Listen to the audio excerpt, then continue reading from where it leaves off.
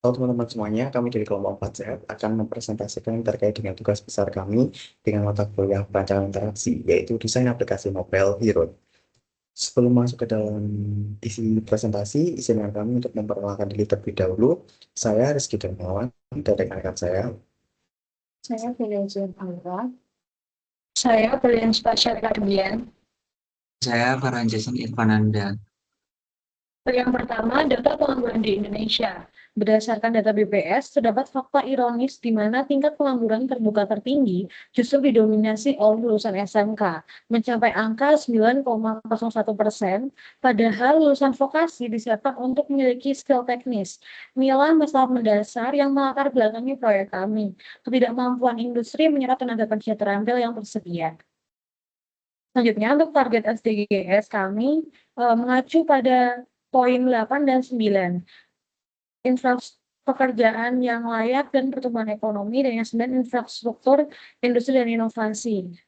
Kami melihat pertumbuhan ekonomi sektor otomotif belum optimal karena pengangguran vokasi dan minimnya teknologi. Aplikasi ini hadir untuk menyediakan pekerjaan layak bagi mekanik dan membangun infrastruktur inovasi yang menghubungkan mereka dengan pasar secara efisien. Selanjutnya, empathize. Dalam empathize, kami menggali akar masalah dengan pernyataan kunci mengapa akses cepat ke mekanik sangat krusial dan apa ekspektasi pengguna terhadap solusi digital saat darurat. Pertanyaan ini menjadi landasan riset kami untuk memahami kebutuhan emosional dan fungsional pengguna. Selanjutnya, melalui in-depth interview, kami menemukan dua sudut pandang kontras. Dari sisi pengguna, ada ketakutan akan getok harga dan keamanan privasi saat memanggil mekanik ke rumah. Sementara dari sisi mekanik, banyak yang memiliki skill dan alat yang mumpuni, namun terkendala modal untuk menyewa bengkel fisik. Mereka membutuhkan wadah untuk bekerja secara mandiri. Dari hasil wawancara kami memvalidasi ke dalam matriks ini.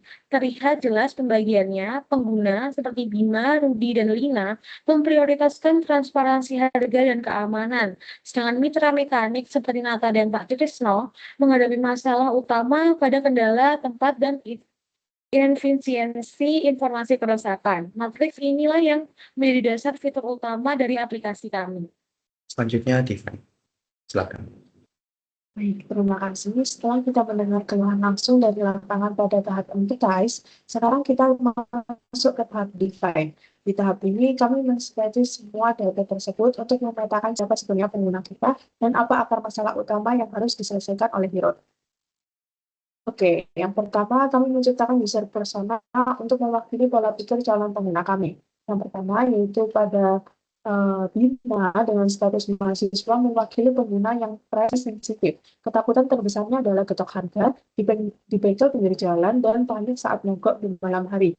Dan yang kedua ada Pak Ridi dengan status karyawan mewakili pengguna dengan mobilitas tinggi. Isu utamanya adalah keamanan. Dia butuh fitur tracking dan SOS karena takut mogok di jalan yang sepi. Next. Selanjutnya, terdapat Ibu Nina sebagai dengan status ibu rumah tangga yang mewakili segmen home service. Isu utamanya adalah trust and privacy. Dia enggan memanggil mekanik ke rumah karena takut orang asing, sehingga butuh verifikasi identitas yang ketat.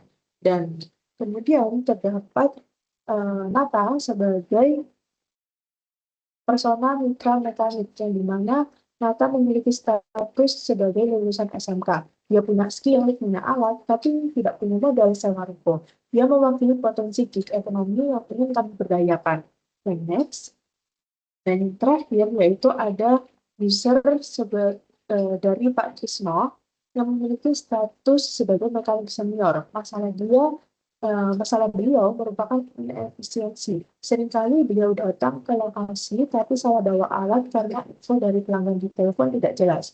Ini paling penting yang nanti melahirkan fitur garage yang sudah kami tawarkan di aplikasi Hero itu sendiri.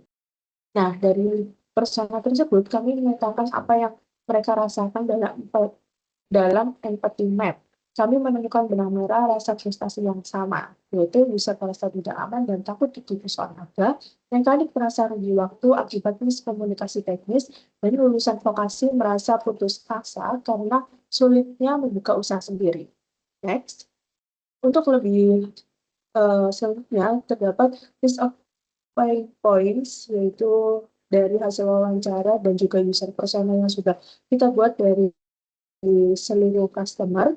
Terdapat beberapa pain points yang kami anggap penting, yaitu ketidakpastian biaya servis, rasa tidak aman di jalan, informasi bengkel tidak valid, minimnya akses bengkel 24 jam, ancaman kriminalitas, situasi darurat, kelelahan fisik dan mental, mahalnya sewa tempat, hambatan modal usaha, inefisiensi diagnosa awal, hilangnya orderan potensial, terbatasnya lowongan kerja, stigma pengangguran SMK, kesulitan diagnosa modern, aset alat tidak produktif, komplain pelanggan, ketergantungan bengkel fisik, serta minimnya transportasi.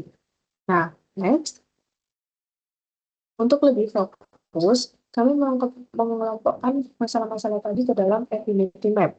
Ada 3 klaster masalah besar yang kami temukan, yaitu trust issue, emergency response, dan juga economy barrier. Yang dimana trust issue menggambarkan ketidakjelasan harga dan integritas mekanik. Sedangkan emergency response merupakan sulitnya mencari bantuan cepat dan akurat di situasi darurat. Serta untuk ekonomi barrier sendiri merupakan hambatan modal bagi mekanik muda untuk masuk ke pasar kerja. Dan next. Nah, berdasarkan analisis mendalam tersebut, kami merumuskan problem statement kunci yang menjadi landasan solusi Hirot, bahwa saat ini pertumbuhan industri jasa otomotif terhambat oleh 2 sisi. Di satu sisi, pengguna mengalami ketidakamanan dan inefisiensi layanan darurat. Di sisi lain, tingginya angka pengangguran lulusan vokasi terjadi karena ketiadaan akses pasar yang mudah. Oleh karena itu, Hirot harus hadir bukan sekedar sebagai aplikasi bengkel, tapi sebagai jembatan efisiensi bagi pengguna dan pemberdayaan ekonomi bagi mitra atau mekanik. Lalu, bagaimana kami menjawab masalah besar ini? Solusinya akan dijelaskan oleh rekan saya di tahap ideate. Oke, untuk tahap ideate yang pertama yaitu solution mapping. Jadi untuk membangun ekosistem bisnis yang kuat, kami memetakan perjalanan pengguna secara utuh mulai dari tahap awareness. Kami menarik perhatian calon pengguna melalui konten edukasi tips otomotif serta branding fisik lewat atribut jaket pada mekanik agar Hirot mudah dikenali. Setelah terbangun kesadaran merek, kami masuk ke tahap acquisition dengan mempermudah pengguna baru mendaftar lewat Google atau nomor HP. Kunci utamanya ada pada tahap activation, yaitu saat pengguna mendaftarkan data kendaraan mereka untuk diagnosa cepat. Dari segi revenue, pemasukan kami berasal dari margin penjualan spare part dan biaya layanan. Terakhir, untuk menjaga retention dan memicu referral, kami menyediakan fitur riwayat servis digital serta kolom ulasan agar pengguna puas dan merekomendasikan layanan kami secara organik. Dari solution mapping tersebut, kami memilah fitur prioritas yang harus dibangun menggunakan solution matrix berdasarkan impact dan effort. Fokus pengembangan kami terletak pada kuadran atas, yaitu fitur dengan dampak tinggi atau high impact bagi pengguna. Kami memprioritaskan menu utama booking dan tombol SOS sebagai fitur krusial untuk akses darurat yang cepat. Di sisi lain, kami juga berinvestasi pada pengembangan garasi digital untuk akurasi data dan alat mekanik, serta algoritma pencarian mekanik. Fitur-fitur inilah yang menjadi fondasi utama atau MVP dari aplikasi Hirot itu sendiri. Next, setelah menentukan fitur prioritas, kami memvalidasi posisi Hirot di pasar melalui competitive benchmarking. Kami membandingkan diri dengan kompetitor seperti Yamaha Motor dan Montiro. Hasil analisis menunjukkan bahwa kompetitor yang ada saat ini belum menyediakan solusi yang terintegrasi penuh. Hirot hadir mengisi kekosongan tersebut dengan menjadi satu-satunya platform yang mencentang semua aspek kritis secara bersamaan.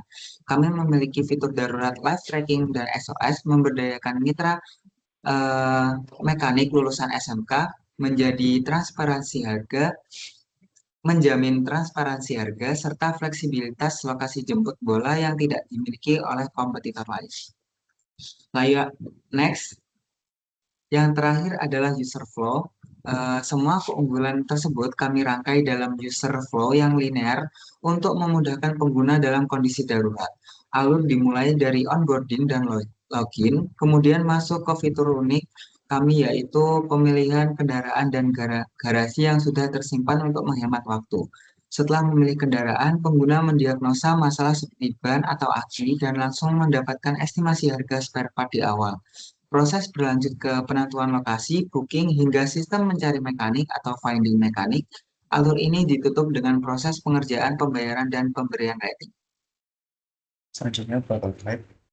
Nah, berikut merupakan bagian dari prototype yang merupakan Crazy Eye yang sudah kita rancang dalam waktu 8 menit dan menggambarkan sebuah desain rancangan untuk aplikasi Hero itu sendiri. Dan ini merupakan desain sistem yang menjadi panduan kita dalam membentuk sebuah desain rancangan aplikasi Hero. Dan berikut merupakan gambaran dari high fidelity prototype yang menampilkan beberapa fitur-fitur utama yang dimiliki oleh Hero.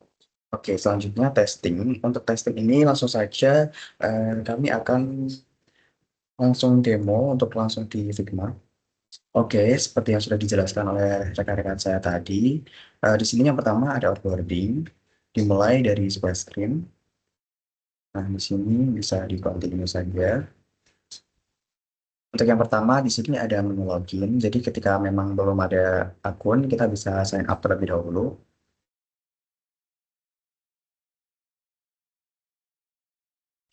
Nah, untuk yang pertama kita di sini ditampilkan oleh halaman dashboard. Di sini terdapat menu-menu yaitu tentang rating, informasi, dan juga layanan kita yang utama yaitu di sini bisa memilih motor dan mobil. Di sini saya contohkan ketika motor. Oke, di sini terdapat 3 menu kita, yaitu ada servis, dan ban. Untuk di servis sendiri seperti ini, kita bisa memilih produk-produk yang sekiranya user butuhkan. Untuk di servis sendiri, di sini kita bisa memasukkan ke keranjang untuk produk-produknya, namun kita juga bisa melewati. Untuk melewati sendiri, ini kita langsung ditampilkan ke servis saja. Jadi memang kita langsung bisa di servis jika kan user tidak selalu tahu kendala apa yang mereka alami, jadi mereka hanya bisa langsung bisa pesan di servis saja.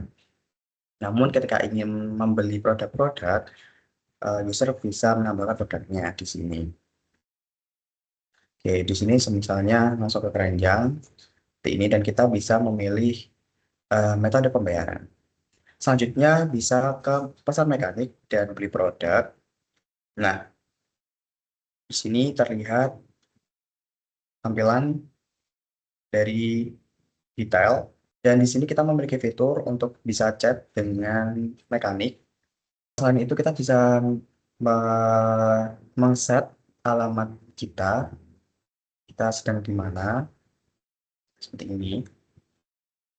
Oke. Selanjutnya di sini juga ada menu untuk rate mekanik dan juga rate aplikasi. Nah, dan juga ditampilkan kembali ke dashboard. Mungkin kita lanjut ke history.